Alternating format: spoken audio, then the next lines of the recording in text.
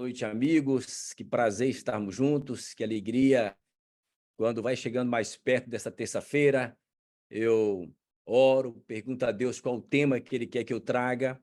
E, às vezes, vocês notam que eu tenho me preocupado em não trazer uma sequência sobre o mesmo tema. Por exemplo, hoje nós vamos falar de algo que existem outros estudos que eu faço sobre esse mesmo tema, que podia abrir mais a nossa mente, mas para não ficar cansativo, eu tenho misturado um pouco os temas. E assim a gente vai aprendendo, orando, e Deus vai falando ao nosso coração. A escolha é dele, né? A gente é veículo dele, nós temos noção exata disso. Quantas vezes eu quis pregar sobre alguma coisa e Deus mudou aquilo que eu ia falar. Eu me recordo uma vez que eu estava no encontro de casais em Salinas, numa praia aqui, bonita aqui, e eu peguei o computador e era o momento que eu ia falar, eu abri o computador e o tema que eu havia tratado, preparado para falar, não abria. Eu tentei, ele não abriu, eu tentei, ele não abriu, eu fiquei tão aborrecido com aquilo, porque eu organizo tudo com antecedência. E, enfim, por alguma razão não abria. Eu, então, pedi que eles cantassem, fui orar e falei, o senhor quer que eu mude o tema? E eu, então, cliquei no outro tema, não abriu. E eu falei, tá bom, então eu vou falar sobre alguma coisa, assim, por alto. E aí eu cliquei no terceiro tema e esse tema abriu. Eu falei, então, consertou o computador. Voltei para o primeiro tema. Não, não abriu. Só abriu aquele tema. E eu preguei aquele e falei para eles, amigos, eu mudei. O que eu ia falar, que está inclusive na agenda de vocês, no índice da programação, eu vou mudar. E contei para eles. Mas deve ter algum motivo para isso. E quando eu acabei, então, é interessante, né? A gente ouvir das pessoas que vieram conversar comigo, disse, isso eu precisava ouvir hoje. Era essa a mensagem para a minha vida. E a gente fica pensando como é que Deus é específico. Por exemplo, nós acabamos de orar. Ok. Como é que vocês imaginam que Deus lida com as orações? Chegando todas ao mesmo tempo no céu. Imagina a quantidade de gente orando nesse momento que a gente orou aqui. Será que tem uma grande máquina que sai dividindo assim, automatizada, as orações? Será que tem um anjo ali que ajuda a máquina? Oração pedindo perdão, todas para esse lugar. Oração por família, para esse outro cano. Oração pedindo aqui por dinheiro, aí é um cano grande, grosso, bem grande assim. Será que é assim que Deus trabalha? É interessante, para que isso nunca passe pela nossa mente, em Mateus 10:30 e Lucas 12, verso 7, Deus fez questão de escrever algo que para nós parece desnecessário, inteiramente desnecessário. Ele diz que os cabelos de nossa cabeça estão contados. Amigos, que diferença faz para mim saber que os meus cabelos estão contados lá no céu? É verdade que tem cabelos que são mais fáceis de contar, né? Tem cabeças que a gente já conta mais fácil. Eu mesmo já tenho umas entradas aqui, já tá facilitando a contagem já. Mas que diferença faz isso? Ah, há uma outra versão que diz que eles estão enumerados, o que é mais do que contado. É eu pegar esse fio aqui, que eu não sei se eu estou conseguindo pegar um, e é o seu 582 lá no céu. Eu não sei que número ele é. Cai um fio de cabelo, não fez falta. Mas Deus lá no céu diz, caiu o fio 542 da cabeça do Marcos.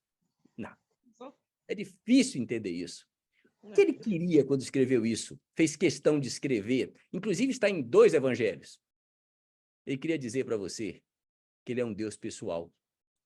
Que aquela lágrima que você derrama, ele vê. Que ele não é um Deus por atacado, ele é um Deus pessoal. Quando isso entra em nossa mente, a nossa forma de lidar com Deus muda, o nosso foco muda. E isso me alegra bastante. Há momentos na vida em que a gente precisa ter essa certeza. Algumas pessoas acham, Zina, que Deus, para operar um milagre, tem que ser assim uma coisa para salvar o mundo. Quando Eliseu estava em determinado local, ele viu que tinha um problema, perguntou qual era o problema e disseram para ele, olha, o machado acabou de cair ali no meio do rio ali, etc. Era para Eliseu dizer, manda arranjar outro machado. Fala para esse desatento aí que deixou o machado cair lá, para arranjar outro machado, e a vida continua. Aí Eliseu pergunta, mas em que lugar foi assim, mais ou menos? E disseram, ali, ó, você joga o cabo do machado lá para eu ver esse negócio, onde é que foi? Jogaram, Eliseu agora então faz uma oração, enfim, e o machado boia. Alguém pensa, Deus devia estar com muita vontade de fazer milagre esse dia, para fazer um machado boiar. Sabe, queridos, não funciona assim. Quando o relacionamento com Deus é real, coisas aparecem em nossa vida de forma maravilhosa que não aparecem na vida de outros. Não é um privilégio para um e para o outro Deus escolheu não fazer. Não, não. É uma condição nossa. Vamos entrar no tema? Bora. O que a gente sabe sobre Jesus? O tema, na verdade, tinha um título tão estranho, e eu combinei com a Zina que a gente não ia colocar esse título, porque ele não iria ser bem visto por vocês. Existe alguma coisa melhor do que ter o Espírito Santo? Esse seria o tema. Aqui eu posso falar, porque não vai escandalizar, porque vocês vão ouvir até o final, então a gente vai explicar. Mas como um tema num convite, ele incomodaria. Vamos começar por Jesus. Como é Jesus? A gente tem uma ideia de Jesus, porque sempre que se fala em Jesus, aparece uma imagem assim para nós, ou uma imagem assim, da ovelhinha, lá atrás. Ó. Então, as imagens, um Jesus que abraça. Então, para nós é fácil entender Jesus, mentalizar a imagem de Jesus. Agora, começa a complicar como é o Pai. Bom, o Pai deve estar lá no céu, num local assim, tranquilo, talvez coisa por aí. Alguém já viu o Pai? Que descrição existe do Pai? Bom, tem uma pessoa na Bíblia que diz ter visto o Pai. Eu, pelo menos, sei de duas pessoas. Uma delas está em Êxodo 33, verso 13. Quando Moisés queria ver, vamos ver esse verso, diz assim, olha só, não sei se vocês conseguem ler, eu estou usando outra câmera hoje, não sei se a imagem melhorou, Zina, eu botei uma imagem aí para ser mais... A imagem está boa, muito boa. Né? Tentei, a câmera, primeiro dia com essa câmera aqui, né? Mas vamos lá, eu leio aqui para vocês, Êxodo 33, 13, só se eu sair da tela para vocês, mas tudo bem, vou ler aqui. Moisés diz assim, agora, pois, se achei graça aos teus olhos, rogo-te que me faça saber neste momento, porque para que eu te conheça. Era um pedido de Moisés assim, eu queria ver o Senhor. A gente conversa o tempo todo, mas eu não lhe vejo. E eu queria ter o privilégio de ver. O Senhor deixa eu te ver, eu ver ter esse privilégio. Que pedido absurdo, né? Faça pedidos absurdos, porque Deus atende. E a resposta de Deus foi interessante. Me ver não dá, Moisés, não dá para me ver, porque não pode me ver, ser humano não pode me ver. Mas se esse é o sonho da sua vida, eu vou realizar em parte, tá bom? Eu vou fazer o seguinte, aí está no verso 22. E eu te porei numa fenda e com a mão te cobrirei, eu coloco a mão no seu rosto, até que eu passe. E depois que eu passei, então, verso 23, depois eu tirando eu a mão, tu me verás pelas costas. Ok, imagino Moisés dentro da fenda de uma rocha, e agora ele vê uma mão chegando no rosto dele, tapando o rosto, ele querendo puxar a mão, mas não pode, o combinado é esse. E agora alguma coisa passa, a mão sai, e ele olha e só vê as costas de alguma coisa. Então ele viu as costas de Deus. Deus deve ter perguntado, Moisés, está satisfeito? Ele disse, satisfeito eu não estou não, eu queria ver a frente. Mas pelo menos já é alguma coisa. Será que Moisés viu Deus? Não, não foi. Quando você lê João 1, verso 3, diz assim, todas as coisas foram feitas por ele. Esse ele aqui é Jesus, não é o Pai. Sem ele, nada do que foi feito se fez, é Jesus. E quando você lê 1 Coríntios 10, 1 a 4, aí sim, aí fica bem claro para nós. Pois nossos pais estiveram todos encobertos pela nuvem e passaram pelo mar e bebiam de uma pedra espiritual, e a pedra era Cristo. Moisés viu as costas de Jesus. É Jesus que estava falando com ele, Jesus que estava na nuvem, Jesus que guiava todo o processo. E era com Jesus que ele falava, então ele viu as costas de Jesus. Mas eu, para complicar, porque eu sempre gosto de trazer novidade, Ellen White diz que viu o Pai. E agora? Piora a situação? Primeiros Escritos, página 55. Eu queria só que vocês, não sei se vocês, se eu mostrasse assim, acho que não daria para ler, mas aqui eu acho que dá para ler pelo menos um pedaço. Dá para ver um pouquinho. Dá para ver um pouquinho, tá Tá. bom. Eu vou ler para vocês. Ela diz assim, vi o Pai erguer-se do trono num flamegante carro, e ela vai descrevendo. É estranho. Se ninguém viu o Pai, como ela viu o Pai? Tá, para não criar mais polêmicas e estresse para nós, mas eu gosto disso. Ela na página, lá na frente, na página, para quem tem o livro, 92, ela diz que não viu o Pai. Ela viu um brilho de glória e ela sabia que neste brilho estava o Pai. E quando esta nuvem de glória se moveu do trono para um outro local, ela disse, vi o Pai erguer-se do trono. A figura do Pai, ela disse, esta eu nunca vi. Ok. Então, nós não temos ninguém que tenha visto o Pai e, portanto, nós temos que criar uma imagem do Pai. Quem sabe, assim, uma luz, um brilho, não é muito fácil, mas sabemos que é um ser pessoal. Agora, a coisa piora quando a gente quer saber como é o Espírito Santo. Se está difícil no Pai, imagine com o Espírito Santo. Quando a gente olha Mateus 28, verso 18, Deus nos mandou batizar em nome do Pai, do Filho e do Espírito Santo. Por que isso é tão importante? Para a gente entender que os três têm o mesmo nível. Eu não vou falar aqui sobre trindade, o foco não é esse, a gente que está aqui sabe disso. Mas é interessante notar que, ao ser recebido alguém para fazer parte da comunidade dos salvos, este alguém tem que ser aprovado ou recomendado, ou, digamos assim, naquele momento, tem que ser recebido pelo Espírito Santo. Tal a importância dele. É muito interessante notar que o Espírito Santo não é um modelo atualizado de Jesus. Ele não é uma outra versão do Pai. Não. Ele é uma outra pessoa que tem personalidade. Eu sei que a gente sabe disso, mas é só para reviver esta imagem para nós. Independente e que nos ama profundamente, ok? Isso aqui é um projetor. Eu estava em uma igreja, e era uma igreja bem humilde, e quando eu cheguei tinha um projetorzinho bem humilde do irmão, e eu disse, meu irmão, eu tenho um projetor melhor, e eu peguei esse projetor que está aí, que era bem superior ao dele, e ele falou, tá bom, pastor, do senhor é melhor, então coloque. Eu liguei, a luz era fraquinha, e quando eu coloquei o meu, apertei o botãozinho e o aparelho não funcionou. Eu fiquei tão incomodado, porque o sermão, eu uso muito imagem, muito vídeo, não funcionou. Apertei uma vez, duas, três, não funcionou. Havia um barulho, tlec, e a seguir ele desligava, tlec, e desligava. E o irmão olhou para mim assim, com uma certa satirizando, disse, pastor, é melhor o meu ruim do que o do senhor que não funciona. Eu disse, é verdade. Aí fui desligando o meu e veio à minha mente, porque você não pede para eu ajudar você. Aquilo veio com tanta clareza. Eu estava tão chateado porque não estava funcionando. Falei, um momentinho, meu irmão, peraí. Fui lá atrás, no cantinho da igreja. E quando eu estava ali atrás, eu então orei e falei, Senhor, eu não iria pedir, mas o Senhor mandou eu pedir. Então eu vim pedir o que o Senhor disse para eu pedir. E o que eu estou pedindo é que o Senhor faça funcionar aquele projetor para honra e glória do teu nome, como o Senhor tem feito tantas vezes. Voltei emocionado, o irmão já tinha colocado dele. Eu digo, não, meu irmão, não acabou o cenário ainda, pode mudar. Algumas coisas mudam, informações adicionais fazem diferença. Peguei o projetor e coloquei ele de novo, pastor, disse de novo. Quando eu liguei, funcionou. Sabe, queridos, o que é interessante? Ele funcionou sem fazer barulho. E ficou assim até o final do sermão, perfeito.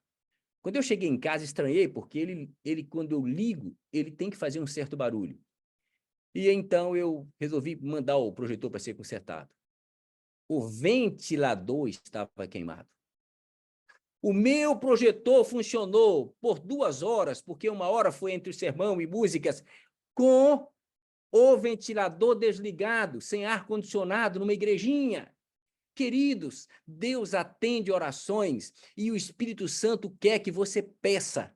Pedi e dá-se-vos-á. Nada tendes, porque nada pedis. Vamos correr um pouco. Por que há uma oposição tão grande ao Espírito Santo? Já perceberam isso? Em relação a Jesus, não tanto. Em relação ao Pai, quase nenhuma. Mas ao Espírito Santo existe uma corrente contrária. Aqui talvez a resposta esteja exatamente na página 57, bem aqui. Do Caminho a Cristo diz assim,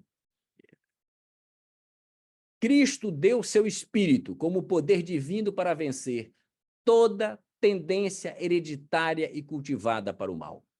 Queridos, toda tendência para o pecado pode ser corrigida pelo Espírito Santo. Então, alguém não pode me dizer assim, Marcos, eu nasci assim, o meu temperamento é assim, porque eu tenho tendência a ser adúltero, porque eu tenho tendência a ser homossexual. Eu digo, concordo com você. Mas Deus vai me culpar por isso? Eu digo, não, você não escolheu ser assim. E ele fala, então tá ótimo. Eu digo, não tá ótimo, não. Porque ao aceitar Cristo, você tem uma mudança, você é renovado, você é gerado novamente, diz a Bíblia. Este você morre e nasce um outro você, que agora teve uma gestação através do Espírito Santo. E o que Deus gera não fica com defeito. Então, as tuas tendências, elas ficam no modelo 1, no modelo gerado por Deus. Você vê nova criatura. É interessante isso. O argumento não funciona de que eu nasci assim. Agora, há um escritor, há um livro chamado assim, ó, O Deus Esquecido. E sabe o que eu achei interessante? O escritor disse uma frase nesse livro que está ali. Ele diz assim: se eu fosse Satanás e o meu objetivo final fosse frustrar o propósito de Deus e de seu reino, uma das minhas principais estratégias seria levar os frequentadores da igreja a ignorar o Espírito Santo. O Espírito Santo é a chave, e se ignorarmos esta chave, não tem como abrir a porta. Francis Chan escreveu esse livro. Queridos, quanto nós temos de ideia de que o diabo é real? De que a única forma que nós temos para vencer o pecado é através do Espírito Santo? Vamos ver. Aqui está um homem, esse homem é um satanista, tornou-se um satanista. Eu tirei o rosto dele aí por uma questão de ética, depois eu posso falar um pouco sobre isso para vocês. Já acho que mostrei alguma vez ele falando. E deixa eu fazer umas perguntas para ele. Você, lá no satanismo, você viu alguma vez Satanás? Chegou a ver isso aí? Você viu realmente Satanás? Ele é brasileiro, vamos ver.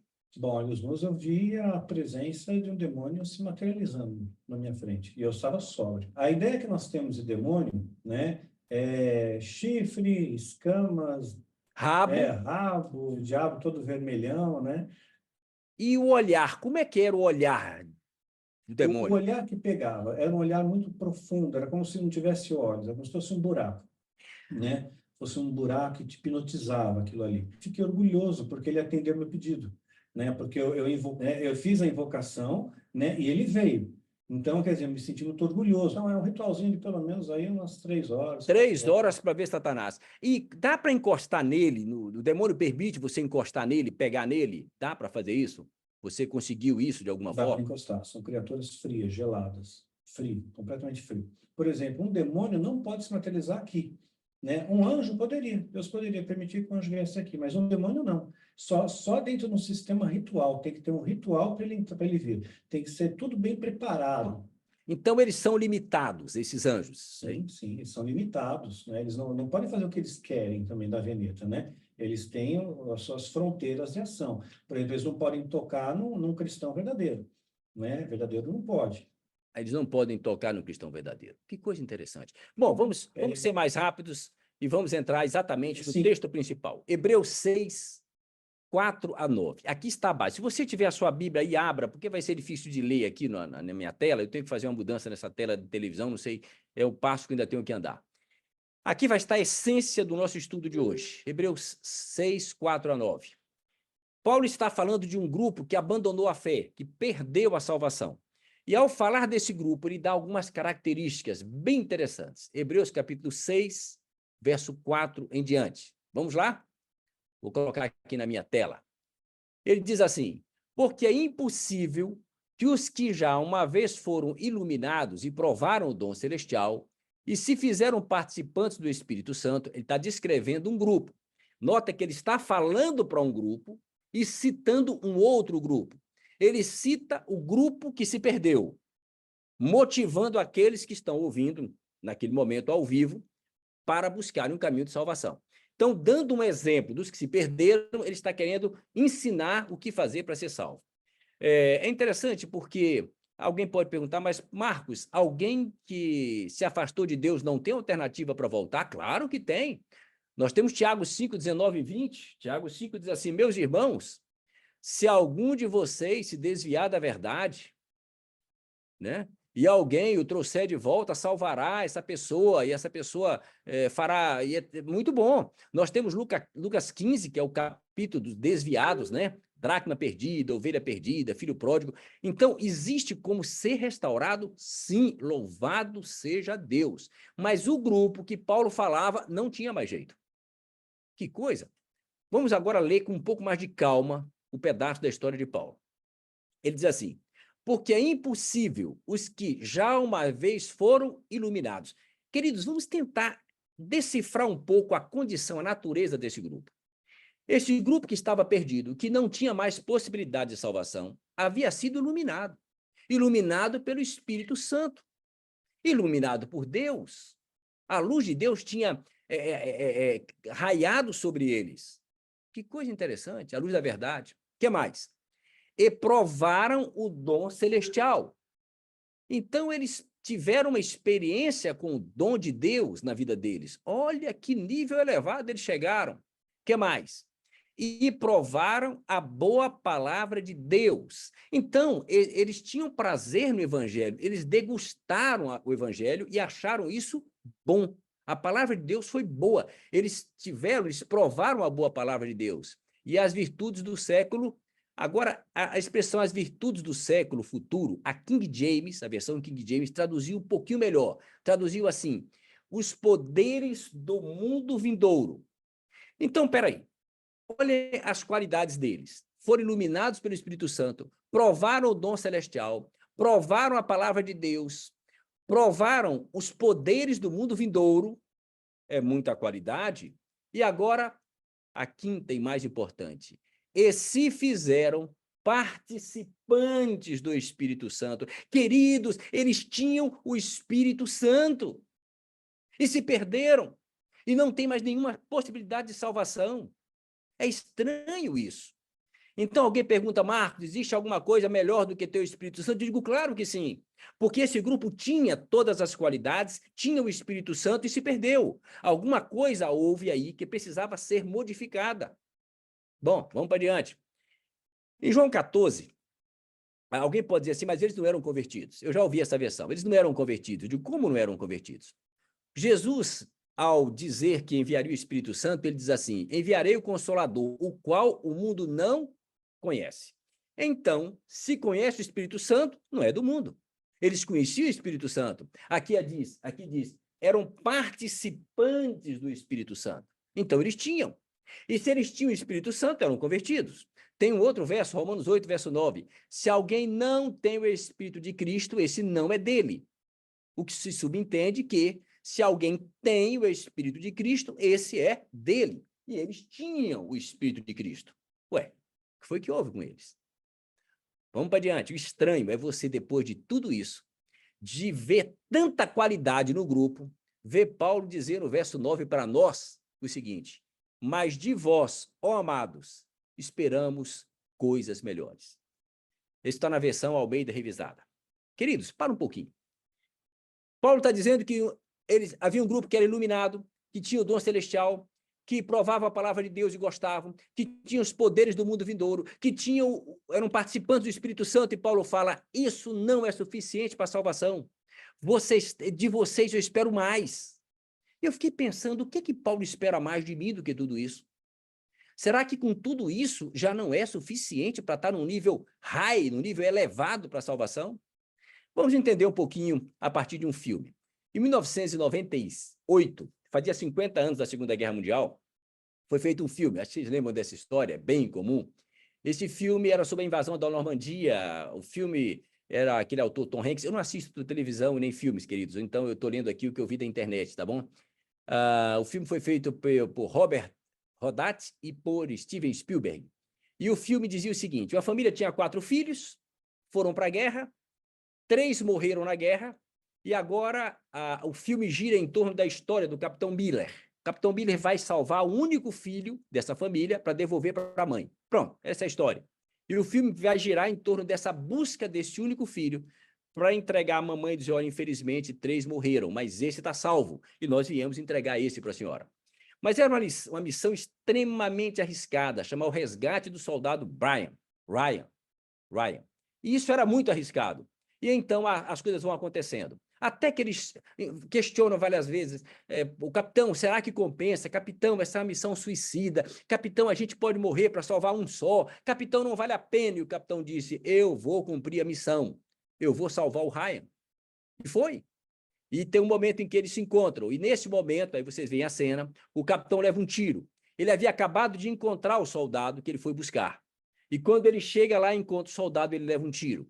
E ao levar esse tiro, ele percebe que não ia sobreviver. Então o capitão se aproxima do soldado que estava ali, puxa o soldado para perto dele e antes de morrer fala uma frase no ouvido do soldado. Essa frase eu vou deixar para o final. É no final do tema de hoje que eu vou dizer a frase para vocês. Deixe isso guardado na sua mente. Vamos voltar para o texto bíblico. Mas de vós eu espero coisas melhores. O que Paulo está esperando de nós? O que é melhor do que ter o Espírito Santo? Queridos, eles tinham tudo aquilo, mas eles não estavam cheios do Espírito Santo.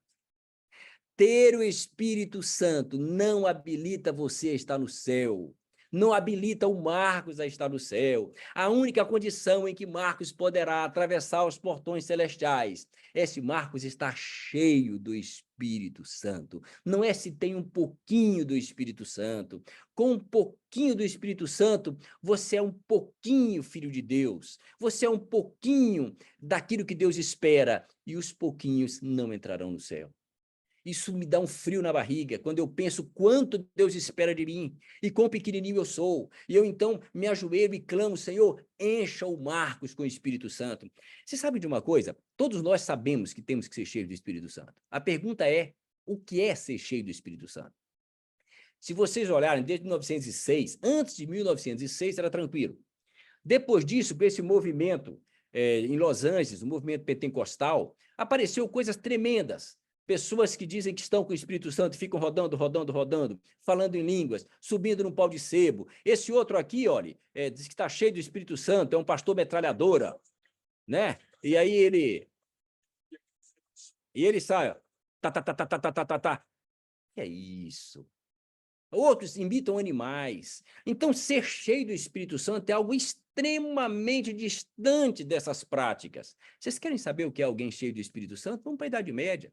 Aí nós temos o Wycliffe, que coisa maravilhosa. Olha os valdenses. Esse homem era da Inglaterra. No momento em que ele foi, sabendo que ia viver o seu último minuto e ia morrer, o Wycliffe diz assim, na sala sentiu-se o poder, grande conflito diz, sentiu-se o poder do Espírito Santo na sala do concílio. E o Wycliffe retirou-se dali, e nenhum dos seus adversários conseguiu impedi-lo, porque havia o poder do Espírito Santo ali. Quer ver outro? Hus tem uma frase linda, eu vou evitar ler, porque é bonito, mas é um pouquinho longo, onde quando as chamas começaram a queimar, a voz dele foi ouvida cantando hinos, até o último momento em que ele parou de cantar. Jerônimo, outra coisa bonita, ficou 340 dias preso e não abandonou o evangelho, pelo poder do Espírito Santo. E no momento em que foi para ser queimado da fogueira e que a fogueira foi ser atendida, ele virou para aquela pessoa que ia para o carrasco e disse, pode acender pela frente, eu não tenho medo disso. Se eu tivesse medo desse momento, eu não estaria aqui. Eu estou aqui porque o Espírito Santo me colocou aqui e eu tenho certeza que a recompensa em Cristo Jesus vale muito mais do que esse pouquinho que eu vou passar aqui. Sabe, queridos, é uma certeza de um relacionamento com Deus que supera qualquer coisa. Você vê Lutero é lindo, ele disse assim, ainda que tivesse tantos demônios daqui de Worms até Wittenberg, onde ele ia, ele disse assim, como as telhas do telhado, eu iria lá. E disseram, mas você vai morrer. Ele disse, ainda que as chamas daqui até lá fosse até o céu, eu iria pelo meio delas. Isso é alguém cheio do Espírito Santo. Luís de Berquim é interessante porque ele era protegido pelo rei. E o rei viajou e eles armaram um esquema para matá-lo numa noite, rapidamente. E então, naquele momento, quando armaram tudo, ele se veste muito bem e vai para ali, e ali ele vai cantar hinos, louvando a Deus. Eles não questionavam as adversidades da vida, porque eles tinham poder do Espírito Santo.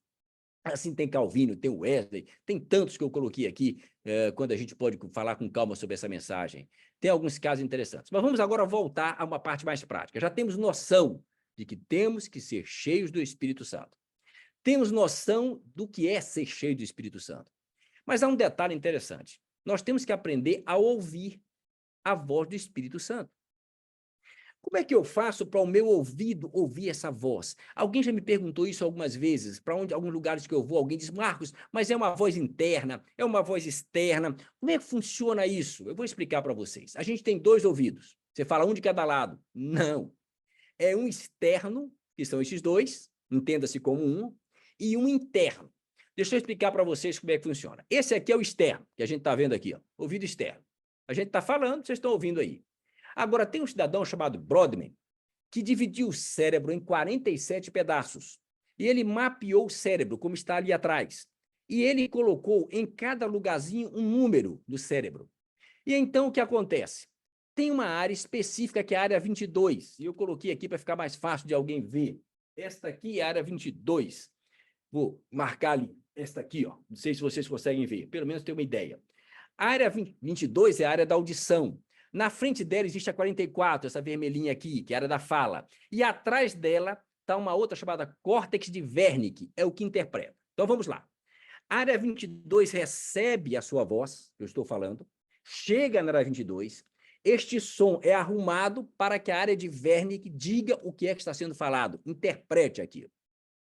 Portanto, é possível que coisas que cheguem à área 22 não sejam interpretados se houver um tumor na área de Wernicke. Eu diria que o Espírito Santo usa a área 22. E ele fala diretamente aí, sem passar por isso aqui. Ele pode falar por aqui? Pode. Eu já ouvi uma voz que eu tenho certeza que foi audível.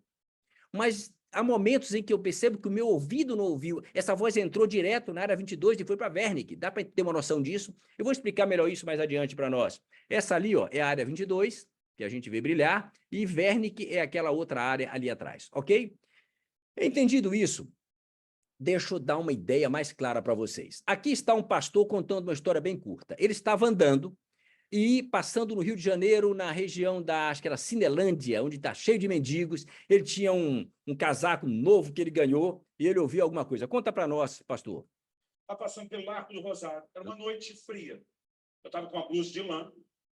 Aquela blusa era não só uma blusa nova, mas era uma blusa nova. Tá dando para ouvir, Zina? Fazia muito tempo. Sim, doutor, perfeito. E eu estou passando por um banco dessa praça. E eu vejo embaixo do banco da praça um mendigo. Bem no momento que estou passando e olhando, vem algo dentro de mim. Não era uma voz, não era uma visão, mas aquilo veio forte. Parecia ser uma convicção. Era mais do que um pensamento ou sentimento. Aqueça esse homem. Aqueça esse homem. Espera aí, meu amigo. Aqueça como? Será que o senhor está querendo que eu vá me abraçar com ele? Não é isso que vem à cabeça da gente? A ordem foi aqueça esse homem. Vamos ver os restantes da história. De repente eu parei. O senhor deve estar pedindo minha blusa. Falei, o cara não toma banho, dorme no chão. Daqui 3 dias acabou a blusa. Mas se eu der a blusa para ele, daqui 3 dias, uma semana, não tem uma blusa. Aí o senhor tem 2 com frio na terra. Pronto. Eu vou dar a blusa, vou ficar 2 com frio. Ele que estragou a blusa e eu. Só que Deus não aceita os nossos argumentos. Como a gente argumenta a resposta de Deus para ele? Só que a cabeça está lutando contra e o coração está, aqueça o homem. O que eu fiz? Acordei, mendigo. Falei, Deus mandou aqui para te aquecer. Tirei minha blusa de lã, dei para ele. Ele pegou minha blusa, vestiu. Nem obrigado, miserável, falou. Nem obrigado. Aí ele andou um pouco mais, o pastor. E quando ele andou um pouco mais, Deus deu o resto da mensagem para ele. Qual foi? O Espírito Santo falou comigo nítido e claro. E disse, você aprender a ouvir o testemunho interior, eu vou te dar uma vida extraordinária. Se você aprender a me obedecer, sem entender o que eu estou falando, você vai ter uma vida extraordinária. Você vai chegar onde você tem que chegar como pastor, e você vai chegar onde você tem que chegar como meu filho no céu. Queridos, é esse o padrão que Deus espera de nós. Tem que ser um entendimento da voz dele. Mas não respondi tudo ainda. Vamos voltar para os ouvidos. Estamos ouvidos aqui. A Bíblia diz assim, as minhas ovelhas ouvem a minha voz. Então, peraí. Então, ouvir a voz de Deus, ouvir a voz do Espírito Santo, não é coisa que não esteja na Bíblia. Nós temos o privilégio de cobrar de Deus o que ele prometeu. E se você é ovelha, e eu me acho ovelha, luto para ser ovelha, clamo a Deus para ser ovelha, então nós estamos habilitados a ouvir a voz dele. O problema é entender como fazer para isso funcionar. Mas que esse canal existe. Tem que abrir o canal se for preciso, ok? Vamos lá. Existem algumas pessoas que ficam surdas para o ouvido externo, para esse aqui. Eu tenho aqui uma frequência, que eu não sei se vocês iam conseguir ouvir, eu acho que não vai dar. Depois você faz esse teste na internet, escreve lá, frequências audíveis. Essa frequência, ela aparece aqui, ó, mas eu não sei se vocês vão ouvir aqui no computador, está tocando aqui um certo barulho. Tá, ele vai começar em 29 Hz e ele vai até 20.000 Hz. O nosso ouvido deveria ouvir toda essa frequência. Eu vou pular esse pedaço, confia em mim aqui, outra hora a gente vê isso. e você vai perceber que o meu ouvido do Marcos não passa de 13 kHz.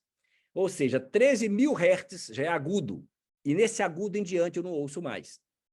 Já fiz isso com o quarteto, para ver se o meu quarteto ouvia mais do que isso.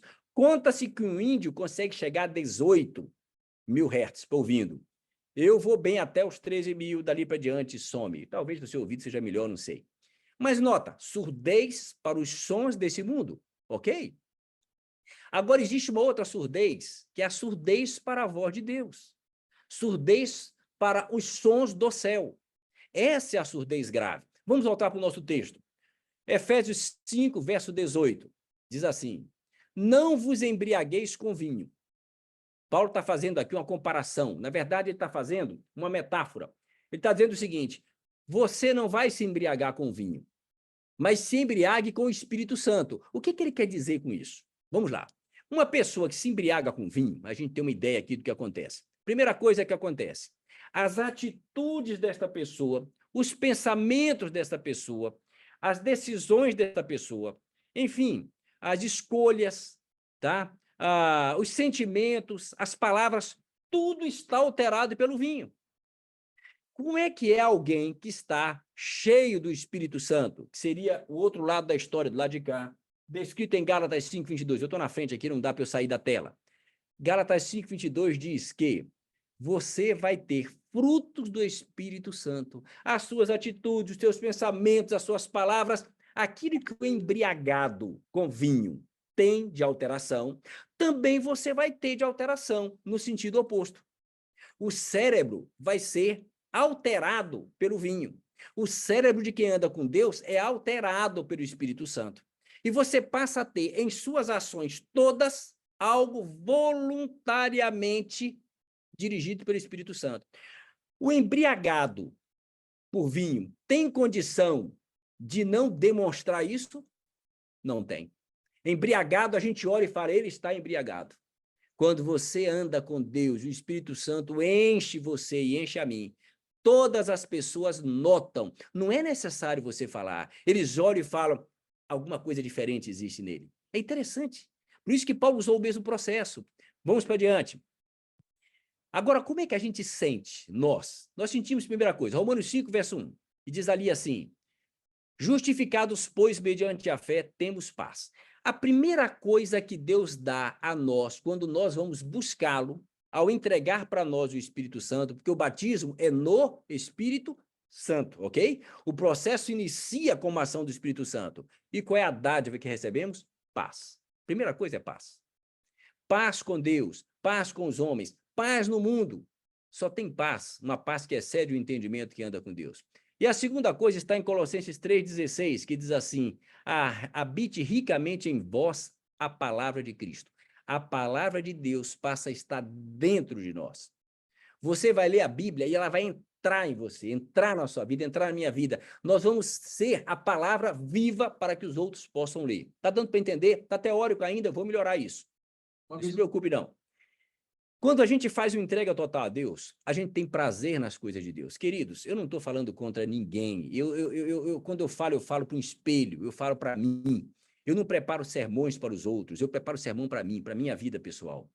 A pergunta é muito simples. Quanto de prazer eu tenho nas coisas de Deus? Eu tenho prazer em fazer o culto?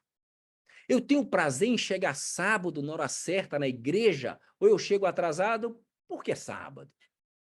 Quando Davi dizia, alegrei-me quando me disseram, vamos à casa do Senhor, eu tenho que ter uma noção de que isso tem que me alegrar profundamente. Eu tenho que ser o primeiro a chegar na igreja. Quando o ancião abrir a igreja, aquele ancião, aquele diácono, enfim, quem abrir, eu tenho que estar lá, porque ali é a casa do meu Deus. E o Espírito Santo diz que ali vai ter um encontro especial comigo.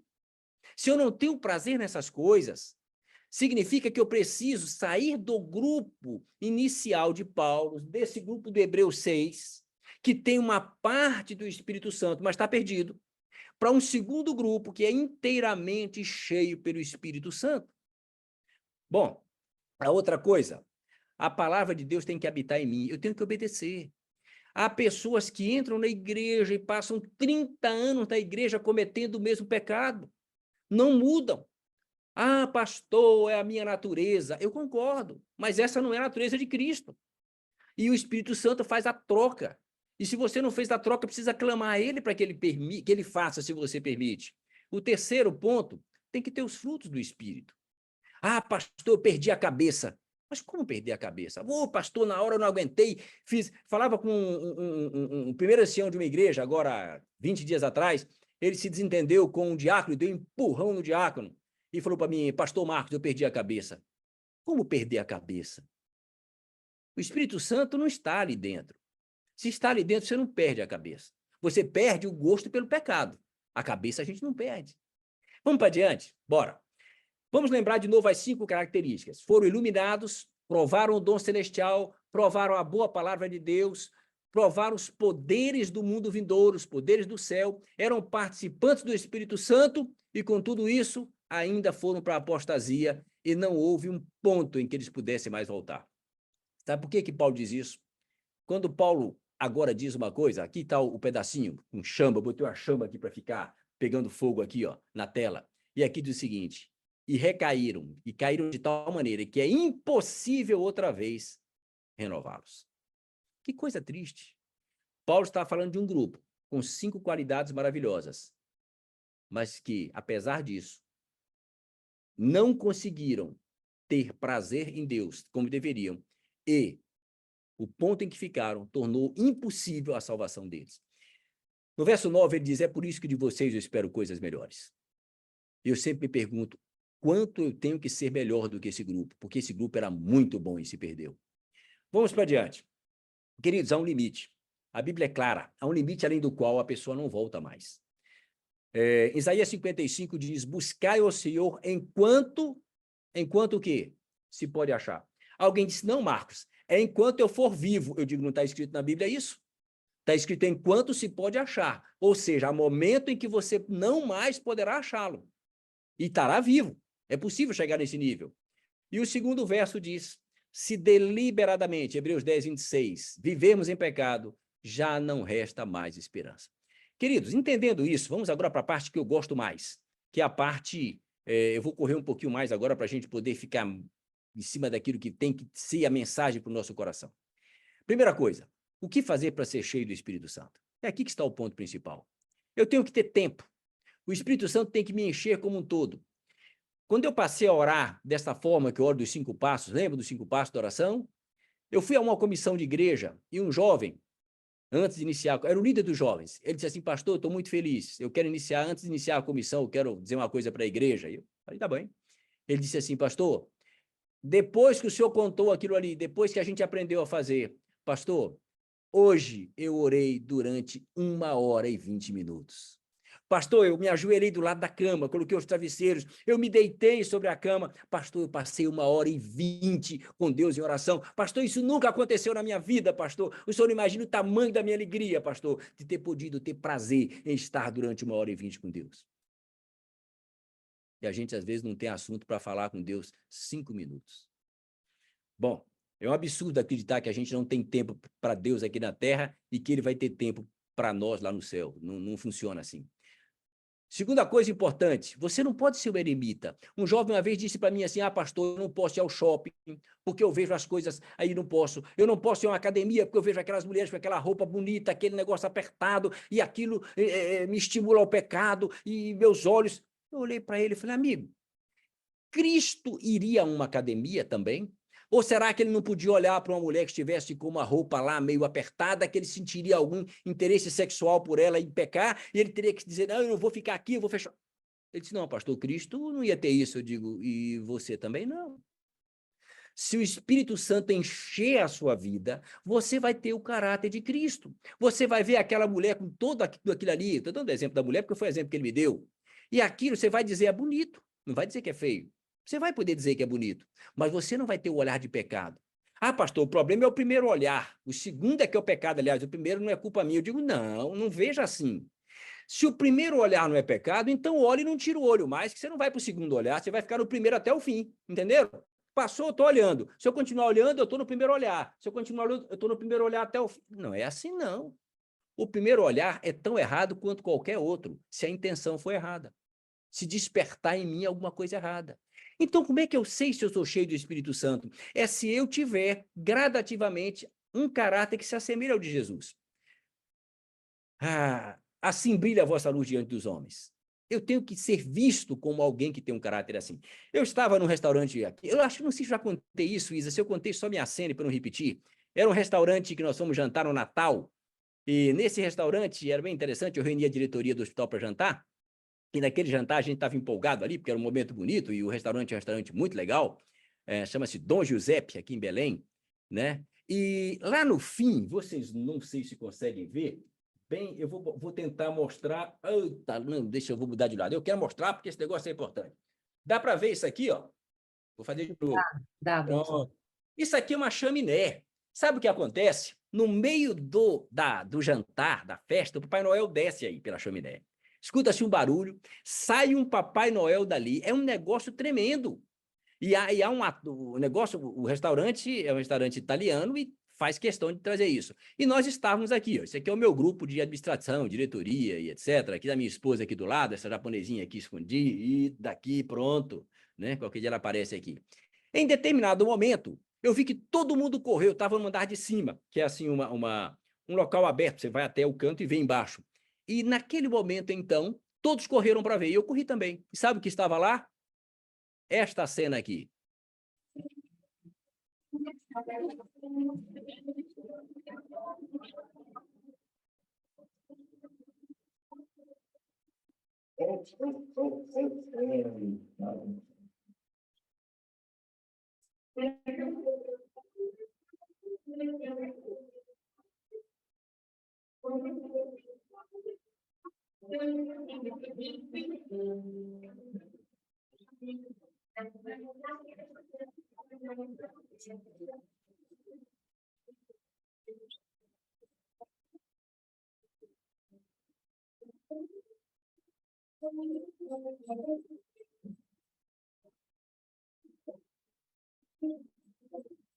Lá estava o Papai Noel. Sabe o que me chamou a atenção, queridos? Era tanta gente aplaudindo o Papai Noel. Ele foi tão gentil, ele subiu, veio até onde nós estávamos, está aqui, abraçou a esposa de um amigo meu, tirou uma foto com ela, né? Esposa do nosso tesoureiro do hospital. Papai Noel foi muito gentil. Eu fiquei pensando, por que as pessoas gostam tanto de Papai Noel e não gostam de Jesus? O que ele tem de tão atrativo que falta em Jesus? Sabe o que é? A resposta está em Apocalipse 3:20. Eis que eu estou à porta e bato, diz Jesus. Se alguém ouvir a minha voz, eu não somente vou entrar na casa dele, eu vou me sentar na mesa dele. Eu não sou figura decorativa. Eu vou modificar o alimento que ele está comendo. Eu vou sentar no sofá dele e eu vou assistir os filmes ou aquilo que ele está vendo na televisão, se é que eu posso assistir. Ele está dizendo o seguinte, eu não entro na sua casa como Papai Noel. Papai Noel entra e deixa tudo como está. Os pecados continuam no mesmo lugar em que estão. Jesus não. Jesus entra para modificar, para nos dar a verdadeira felicidade de salvação. E isso muita gente não quer e prefere o Papai Noel. Eis que eu estou à porta e bato. Essa é a diferença. E se você ouvir a minha voz, eu vou sentar para jantar com você. Sabe, queridos? No meio da história, agora aqui a gente consegue ir já para o nosso final, para a nossa linha de final. Paulo falou do grupo perdido, está aqui. Paulo aqui embaixo diz no verso 9, eu espero mais de vocês. E no meio do caminho, ele fez uma ligação fantástica. Ele conta uma parábola bem curtinha, que está no verso 7 e 8. Ele fala de dois tipos de terra. Uma terra que embebe a chuva e a outra que não embebe. A que embebe a chuva é a que produz uma coisa saudável, verde, viva. A que não embebe é a que vai ser queimada. O que Paulo estava falando com isso? O Espírito Santo é derramado sobre todos. Nós escolhemos se a terra que embebe o Espírito Santo ou a terra que se afasta do Espírito Santo. Essa escolha é nossa. Eu tenho clamado a Deus por isso, eu quero que você clame, pedindo a Deus, nesse tempo final em que nós estamos vivendo nesse mundo, grande porção do Espírito Santo. Atos 7:51, Estevão diz, vocês resistem ao Espírito Santo, ele falou para eles. Bom, Entendido isso, deixa eu ser mais rápido ainda. Quando Paulo se despede em Coríntios 13, verso 14, ele diz assim, a graça do Senhor Jesus Cristo, olha só a sequência, a graça do Senhor Jesus Cristo. Aí ele continua, o amor de Deus, aí a gente fala, tá ótimo, a graça de Deus é a coisa mais importante, o amor de Deus é a coisa mais importante. Aí ele fala, e a comunhão do Espírito Santo esteja com vocês. Sabe o que dá a impressão? É que ele queria fechar bonito e falou, a graça está aí porque é importante, o amor de Deus é importante, e o Espírito Santo coloca junto. Não, ele está colocando os 3 itens principais de salvação, a graça de Deus, o amor de Deus e a ação do Espírito Santo. É nesse projeto que a gente vai para o céu. Querem ver um exemplo? Não importa o tanto que você tem do Espírito Santo, eu imagino que muitos aqui estão com uma porção grande dele, mas você tem que ter mais. Olha aqui, esse homem, imagine que ele tenha 60 anos, não sei quantos anos ele tem, peguei essa imagem aqui. Se ele tem 60 anos, ele já viveu 365 dias, vezes 60, 21 mil dias, 21.900 dias, tá aí. Esse homem come 1,4 kg por dia. Eu fiz um cálculo, dá para comer, pessoal. Café, almoço e janta, se você pesar, dá mais de 1 quilo. Se ele comeu 1,4 kg todo dia, ele, durante 21 mil dias, que é o tempo de vida dele, esse homem comeu, na verdade, 30 toneladas de comida. Eu vou fazer diferente. Ele comeu um supermercado desse aí, ó, de comida. Estão vendo? Me pergunta, ele pode ficar sem comer? Não. Ele tem que comer no dia seguinte também. Sim. Não dá para você achar que já tem o suficiente do Espírito Santo. Você tem que ouvir a voz dele com uma frequência grande falando. Vamos tentar ser mais rápido nisso ainda, né? Em João 16, verso 7, Jesus diz assim, eu estou indo embora, e o melhor para vocês é que eu vá, para que o Espírito Santo venha. Ele está dizendo assim, eu vou fazer uma troca, eu estou indo embora, mas eu vou deixar uma coisa melhor para vocês, que tem ferramentas que eu não tenho. A Bíblia chama no Novo Testamento de ministério do Espírito Santo. A gente agora está lidando direto com o Espírito Santo. Então, veja, a gente tem uma porta, que é o batismo. A gente tem um ponto focal final, que é a chegada no céu, ok? Batismo, início. Final, a chegada no céu, a recompensa. E no meio do caminho é o quê? No meio é o caminho. Todo o projeto do meio é através do Espírito Santo. Vou colocar aqui agora só o caminho. Isaías 30, 21 diz, este é o caminho, andai por ele. Como é que eu vou saber o caminho? Jesus diz, eu sou o caminho. Ok, tudo bem. Só que para andar nesse caminho, eu preciso de algumas coisas, de um guia. Sem o guia, eu não acerto o caminho. E quem é o guia? Romanos 8, 14. Depois vocês batem uma foto aí, eu pego esse filme para poder pegar os versos com calma. Romanos 8, 14. Os que são guiados pelo Espírito, ô glória, eu quero ser um deles, guiado pelo Espírito. Onde? No caminho, em Cristo. Isaías 30, 21. Quando te desviares para a direita ou para a esquerda, vocês vão ouvir uma voz. Queridos, é nesse verso que eu me pego para dizer para Deus, onde está a tua voz? O Senhor prometeu falar. Eu tenho que tomar uma decisão difícil. Qual é a tua voz? Fala. E ele vai ter prazer em falar. Você vai começar a ouvir a voz de Deus. Você pode ouvir a voz de Deus, não é algo que só uma pessoa ou outra tem esse privilégio, não. Há uma promessa bíblica de Isaías 30, verso 21. Ouvirei a minha voz. Agora é uma voz tão clara. Pastor, é clara? É clara. Quem garante que é clara? Eu, porque eu ouvi. Não. A Bíblia diz que é clara. Isaías 30 diz assim, olha, haverá um caminho de santidade, que nem um louco errará o caminho. Nem alguém com deficiência mental conseguirá não ouvir essa voz dizendo qual é o caminho. Porque quem guia no caminho é o Espírito Santo. Ele está dizendo que a voz dele é tão clara. Você não vai pensar que é uma coisa da sua cabeça, que eu acho que eu estou inventando, porque foi um sonho, porque foi... Não! É algo claro, a ponto de dizer nem um louco erraria o caminho, porque a voz é clara. Eu tenho orado pedindo isso. Eu ia usar uns exemplos, vou pular alguns exemplos aqui, e eu vou gastar mais 3 minutos, que eu sei que estourou o nosso tempo, Zina. Mas eu tenho que pular aqui para o final. Eu vou pular aqui, ó. Vai adiante. Tudo bem, doutor, vai adiante. Peraí, vou pular um pedacinho aqui. Eu achei interessante porque, veja, a importância do Espírito Santo nos dias do Novo Testamento, quando em Samaria, Paulo, na verdade, Pedro e João estavam em Jerusalém e souberam que em Samaria as pessoas receberam Cristo, eles foram para lá, e é interessante, eles foram para lá dizendo, nós temos que ir lá para que eles recebam o Espírito Santo. Não existe conversão sem Espírito Santo, né? Paulo, quando estava cego, que recebeu a visita lá de Ananias, Ananias disse aqui, Paulo, eu vim aqui fazer duas coisas. Uma, curar você. A outra diz, me enviou para que tornes a ver. Tá ali embaixo, eu não vou conseguir ler. Tornes a ver e sejas cheio do Espírito Santo. Ei, Paulo, dar vista para você não vai resolver nada. Você enxergar e ir para o inferno não resolve nada. Paulo, eu vim aqui para fazer você enxergar sim, mas isso não é o mais importante. Talvez você até pense que é, porque você está orando aí há algum tempo. Quem sabe pedindo para enxergar. Tudo bem, eu vou fazer você enxergar, mas a coisa mais importante que Deus mandou fazer aqui é encher você do Espírito Santo. Está dando para entender o valor disso? Quantos de nós temos buscado estar cheios do Espírito Santo? Bom, vamos pular, vamos para diante, espera aí. Agora, rapidamente, o Espírito Santo é nosso ajudador. Está aí um verso. Ele ajuda em nossas fraquezas, Romanos 8, 26.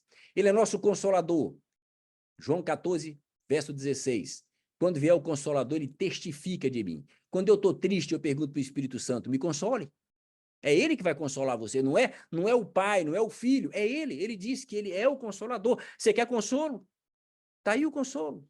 João 14, verso 16, leia esse verso e pergunte para o Espírito Santo, onde está o teu consolo para o problema que eu estou passando? Cobre dele. O que mais? Ele nos cela. É interessante isso, Efésios 1, verso 13, diz assim, tendo neles também foste selado com o Espírito Santo. O selo de salvação é dado pelo Espírito Santo. E é interessante que esse selo é uma transformação da minha vida. Quando você lê 2 Coríntios 3, 18, também está aí no quadro, diz assim que de glória em glória nós vamos sendo transformados pelo Espírito Santo. Agora tem algumas coisas que preocupam. Uma em Atos 7, 51. Vós resistis ao Espírito Santo. Eu tenho muito medo de resistir àquilo que Deus diz que eu tenho que mudar na minha vida. Efésios 4:30 diz, não entristeçais o Espírito Santo. Existe coisa pior do que entristecer o Espírito Santo. É 1 Tessalonicenses 5:19, não apagueis o Espírito Santo. Sabe, queridos, como é que um Deus pode ser apagado? Alguém me pergunta. Eu respondo, pela minha vontade. Aquele grupo maravilhoso de hebreus que a gente viu, decidiu apagar o Espírito Santo. E por isso perderam a salvação. E Paulo espera a coisa melhor de nós. Isaías 63:10 diz, mas eles foram rebeldes e contristaram o seu Espírito Santo. E o Espírito Santo se tornou inimigo. Eu não quero imaginar o Espírito Santo sendo meu inimigo para minha salvação. Ele que intercede por mim. Nós temos dois advogados, Cristo e o Espírito Santo. Pensei que era só Cristo. Não. Cristo intercede por você por ter morrido na cruz. E o Espírito Santo intercede por mim e por você com gemidos inexprimíveis. É muita vontade de nos salvar. Não há como nos perder. Tem que ser uma determinação muito grande de alguém dizer, eu quero me perder. Porque nós temos dois advogados junto ao Pai. Bom, vamos para o final. Esse final não chega, né, Zina? Por que a blasfêmia contra o Espírito Santo não tem perdão? Se você magoar Jesus, tem perdão. Contra o Espírito Santo não tem. Resposta. Porque o pecado contra o Espírito Santo é um pecado em que você apagou o Espírito Santo. E quando isso acontece, você não escuta mais a voz dele. Ele não para de falar, mas a área de verme que lá dentro para de interpretar a voz dele. Vou terminar com essa historinha aqui. Tinha várias aqui, ó. Olha o computador, olha aí o ventilador que foi trocado. Essa é a história final. Belém do Pará. Essa história, eu não posso contar alguns detalhes, me perdoem por não contar, porque eu vou envolver alguém muito próximo e eu não posso. Então, o pedaço que eu posso contar já é muito importante para nós. Belém do Pará é uma cidade de quase 2 milhões de habitantes. Eu estava em uma reunião de família e havia uma pessoa, vou chamar ela de Renata, não é esse o nome dela.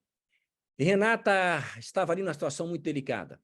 Renata havia cometido alguns erros e esses erros agora se tornavam públicos.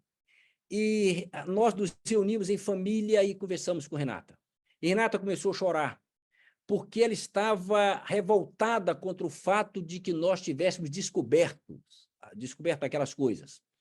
E esta conversa tomou um tom, a gente tentando dizer, Renata, você tem que mudar, filha, você tem que tomar uma decisão agora. E ela precisava, naquele momento, aceitar, sair dali, ir a um determinado local, e tomar uma decisão para consertar a vida dela, ou ela estaria perdida. Não tenho como ser mais claro. Queridos, era uma decisão que ou ela tomava agora, ou seria o caminho da perdição. E nós clamávamos a ela. E ela chorava bastante. Uma hora ela falou, então eu vou me matar. Então não adianta viver. Se eu não posso fazer como eu não quero mais viver. Chorando, disse assim, eu prefiro acabar com a minha vida. E nós ali clamávamos a Deus por ela. Senhor, dê força a ela, mude o coraçãozinho dela. Senhor, entra ali, faz a transformação, Senhor. A família clamava ali, amigos clamavam, a gente estava ali insistindo pela salvação. Era uma batalha tremenda entre Deus e Satanás ali. Em determinado momento, parece que a coisa estava mais tranquila, nós fomos até a cozinha um pedacinho, e quando eu voltei, a Renata tinha ido embora. Nenhum de nós sabia para onde ela foi. Será que Renata foi acabar com a vida dela? Essa era a impressão que nós tínhamos. A nossa angústia era imaginar Renata saindo dali, como ela havia falado há pouco, para se matar, para destruir a sua vida, para acabar com tudo. Queridos, aquilo me abalou tanto. Eu havia clamado tanto por Renata. Eu havia implorado a Deus pela misericórdia sobre ela. E Renata foi embora. Ligamos para alguns amigas da Renata, para ver se alguma amiga sabia alguma coisa que ela tivesse ligado para dizer para onde foi. E as amigas diziam, não sabemos. E as amigas estavam preocupadas também. E foi nesta hora que, ouvindo e acreditando em tudo aquilo que eu estou pregando hoje, em tudo aquilo que eu disse que Deus faz, que o Espírito Santo faz, que a palavra de Deus faz, acreditando nisso e imaginando esses versos diante de mim, eu disse para eles, eu vou buscar a Renata. E o meu filho disse, pai, o senhor vai onde? O senhor sabe onde ela está? Eu disse, eu não sei, mas eu vou buscar a Renata. Sabe, filho, Deus vai dizer para o papai onde está a Renata. Eu, então, saí em direção ao carro. A minha esposa olhou para mim e disse, eu vou com você. Entramos nós dois no carro. Fizemos um silêncio tremendo. E eu saí dali andando com aquele carro. Eu estava num bairro bem afastado de Belém. E eu agora comecei a andar em direção ao centro de Belém. E com a minha mente inteiramente aberta para o céu, conectado no céu, com meus pensamentos diante do trono de Deus, imaginando o Espírito Santo olhando para mim, eu dizia para ele, onde está a Renata? Tu sabes onde está a Renata. Eu não sei, eu estou em busca da Renata. O Senhor morreu pela Renata. Espírito Santo, onde está a Renata? E andei toda a avenida muito comprida, para aqueles que conhecem Belém. Entrei na Duque de Caxias, uma avenida extremamente longa. Havia silêncio no meu coração e na minha voz. A minha esposa fazia silêncio também, provavelmente estava orando, e a gente andava em silêncio. E a avenida foi até o final. E depois do final, então, eu virei para uma outra rua chamada Antônio Barreto, que é a continuação dessa primeira rua. Eu continuava dirigindo, eu dizia para Deus, eu não paro este carro enquanto o Senhor não mandar. Enquanto o Senhor não mandar, eu não mudo a minha trajetória. Eu estou indo para o centro, eu estou indo em busca da Renata. O Senhor sabe onde a Renata está. E quando eu andei 5 quarteirões na Avenida Antônio Barreto, uma voz limpa, clara, tão clara quanto dita nesses versos que a gente leu, disse assim, vire à esquerda. E eu então virei à esquerda e minha esposa disse, Deus mandou, disse, mandou, querida, mandou virar à esquerda. E continuamos em silêncio. Eu andei 5 quarteirões, e a voz não falava nada. Eu dizia, não tem problema, eu vou até o final desta rua, se for preciso. E depois de 5 quarteirões, a voz disse mais uma vez com toda clareza, vire à esquerda. E eu virei na Avenida Gentil Bittencourt, e andei 1 quarteirão só. E quando eu estava chegando no final do quarteirão, a voz disse, vire à esquerda. E quando eu virei novamente à esquerda, lá estava o carro da Renata. Ali estava a placa do carro da Renata. Eu parei. Aquele local era exatamente o local em que a Renata precisava ir para corrigir a vida dela e fazer todas as correções para ter uma vida com Deus. Eu tirei uma fotografia dali, fiz uma oração pela Renata e voltei para casa. Passado algumas horas, a Renata chegou lá. Entrou, sentou, com uma voz tranquila, com um rosto diferente, e disse assim, vocês não imaginam onde eu estava. E eu disse, eu imagino onde você estava. Ela disse, vocês não vão acreditar onde eu estava. E eu disse, acredito, sim, eu acredito onde você estava. E vou lhe mostrar por que eu acredito. E eu peguei a fotografia do carro da Renata e virei para ela e falei, aqui, você estava aqui. E ela então, assustada, disse, pastor, Como o senhor sabe onde eu estava? Eu disse, Deus me falou, Renata. O Espírito Santo me guiou até você, Renata. Eu fui lá orar por você. Enquanto você lá em cima tomava uma decisão difícil, aqui do lado do seu carro, estava alguém que lhe ama orando por você. Renata agora chorava e dizia, eu arrumei a minha vida com Deus. Sabem, queridos, quando Cristo morreu na cruz do Calvário, ele morreu para que tivéssemos esse relacionamento com ele. Você lembra do filme que eu comecei? É com o filme que eu termino. O filme termina com o jovem soldado Ryan. Depois de ter ouvido isso, o capitão morreu. E disse para ele uma frase. A frase que o capitão disse é, Ryan, faça valer a pena a vida que eu estou dando por você. Ryan, eu estou morrendo aqui, mas eu estou morrendo aqui para salvar você. Ryan, eu vim aqui para que você pudesse voltar para o seu lar. Ryan, faça valer a pena a minha morte por você. O filme termina com Ryan ficando velho, e ele vai envelhecendo. E depois de velho, ele volta mais uma vez ao cemitério. E ali vai ele, lá onde estava o túmulo daquele capitão que salvou a vida dele. E ali o Ryan agora se ajoelha. E Ryan agora ali se ajoelha, presta continência, fala algumas palavras. Olha para sua esposa e fala, querida, eu fiz valer a pena. Querida, você que me conhece a fundo, eu fiz valer a pena a morte desse homem por mim. Sabem, queridos, na cruz do Calvário, tem uma sepultura simbolizando, mas o mais importante é o que está escrito nessa cruz. Vocês conseguem ler o que está escrito aqui? Não conseguem? Eu vou ajudar vocês a lerem. Aqui está escrito assim, faça valer a pena.